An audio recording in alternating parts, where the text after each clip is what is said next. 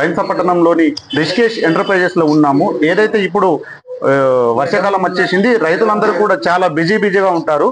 అందుకోసం ఇప్పుడు కూలీల కొరత కూడా రైతులకు చాలా తీవ్రంగానే మనం చూస్తున్నాం. ఇప్పుడు గత 5 సంవత్సరాల నుంచి కూడా కూలీల కొరతలు బాగానే ఉంది.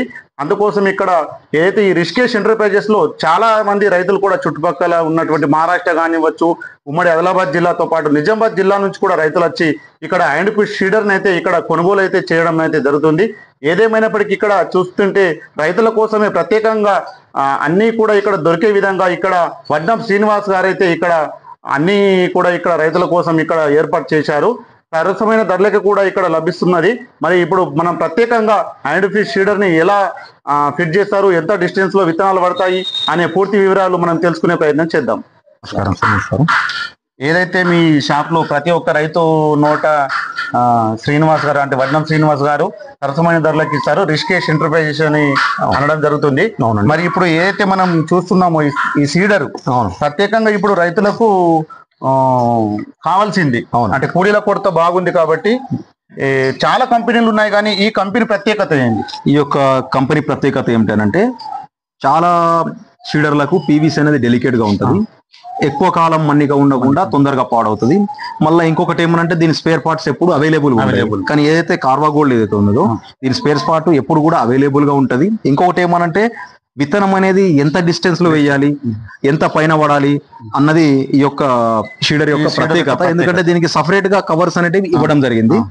అదే విధంగా ఇంకోటి ఏమనంటే విత్తనం అనేది ఎంత డిస్టెన్స్ లో పడాలి, ప్రతిసారి కవర్స్ ఇప్పి పెట్టడం అనంటే రైతుతో కాదు. కాబట్టి ఏమనంటే ఏదైతే ఇక్కడ చిన్న స్క్రూ ఇప్పేస్తే మనకు అక్కడ విత్తనం కట్ అయ్యి నెక్స్ట్ మనము అంటే 6 ఇంచుల 9 ఇంచుల 12 ఇంచుల అన్నది డిస్టెన్స్ కూడా వాళ్ళ ఇష్ట ప్రకారం మనం ఫిట్ చేసుకోవచ్చు. ఆ విధంగా కూడా వాళ్ళకి ఆ ఫెసిలిటీ ఈ యొక్క షీడర్ లో ఉంది. ఇప్పుడు ఈ సీడర్ కావాలంటే ప్రత్యేకంగా అంటే దూర ప్రాంతాలలో ఉన్న రైతులకు కావాలంటే మీరు ప్రత్యేకంగా ఎలా పంపించగలరు? ఉమ్మడి ఆంధ్రప్రదేశ్ అయితే తెలంగాణ గానీ ఆంధ్రప్రదేశ్ గానీ వాళ్ళకైతే మనకి ఇక్కడ ఆర్టీసీ ఫెసిలిటీ ఉంది. ఆర్టీసీ కార్గో ద్వారా మేము ఈ యొక్క షీడర్ ను మా యొక్క డిస్ట్రక్షన్ మీద ఫోన్ పే నంబర్ ఉంటది, ఆ నంబర్ కి మీరు డబ్బులు పంపిస్తే దీన్ని అయితే మేము పంపించడం జరుగుతుంది అన్నమాట.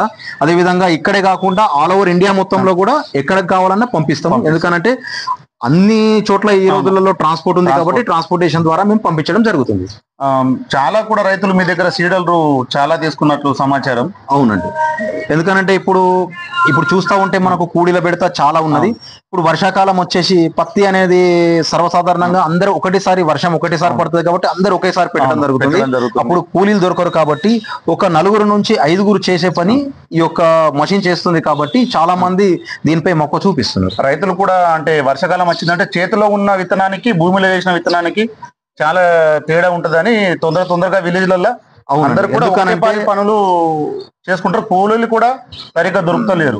ఎందుకనంటే ఇప్పుడు రైతుల కూలీల బెడత తెలంగాణ రాష్ట్రంలో చాలా మట్టుకున్నది.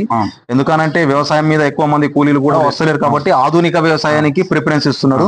కాబట్టి మిషన్ ఏమనంటే మనం దీనికి ఎక్కువ మన మీద భారం పడకుండా, కానీ ఇంతకుముందు రైతులు ఏమంటే విత్తనం పెట్టాలంటే వాళ్ళు వంగి మట్టి తీసి లోపల పెట్టాల్సి వస్తుంది. కానీ దీనికి అది కాదు, కేవలం మనం నడవడమే. మనం ఎంత నడిస్తే అంత దాదాపుగా ఇది ఒక మనిషి 3 నుంచి 4 ఎకరాలు పెట్టుకోగలుగుతారు. భూమి కూడా కొద్దిగా గట్టిగా అయితే కూలీలు కూడా సరిగ్గా పొక్క చేయని పరిస్థితి. ఇది దీంట్లో పొడి ఉన్నదని అంటే ఈజీగా లోపట్ల విత్తనం వెళ్ళి దాని నుంచి మనకు విత్తనం కరెక్ట్ మనం వర్షం పడితే కరెక్ట్ జర్మినేషన్. తేమ ఎక్కువ ఉంటే భూమిలో తేమ ఎక్కువ ఉంటే ఈ మిషన్ తేమ అంటే నార్మల్ గా తేమ ఉంటే ఇది పనికిస్తుంది.